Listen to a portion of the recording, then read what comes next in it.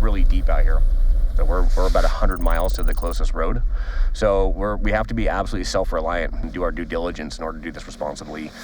Turn your transceiver to search. You're obviously all gonna have, your backcountry beacon, avalanche transceiver, probe, shovel. But up here, we need to take a couple extra precautions. We're in a heavily glaciated area.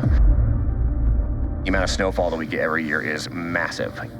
But that also comes with huge cornices that will form. And you have to be very specific about where you're gonna put your camps for safety, for transport. Doesn't get much better than this.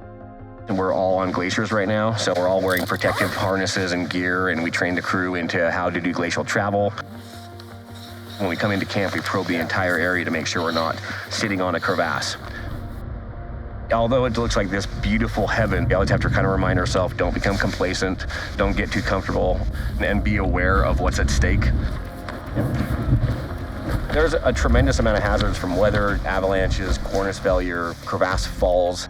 If you go into the backcountry in these big mountains, you're absolutely wearing an avalanche airbag. No one in our whole crew goes anywhere in any slope without one. So sick.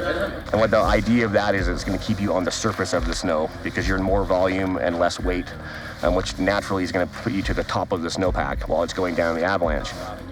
Probably watching all this stuff from the sidelines or on TV, I'm sure the viewers are like, there's no way I could ever do anything like that. But I think it's important to remember, these are the pros of the pros and the best of the best.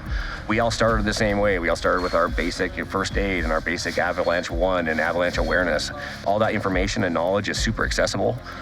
Go to your local avalanche center, or you go get your first aid and get your CPR done. It's just some of the basic stuff, but I encourage everyone to go and do that.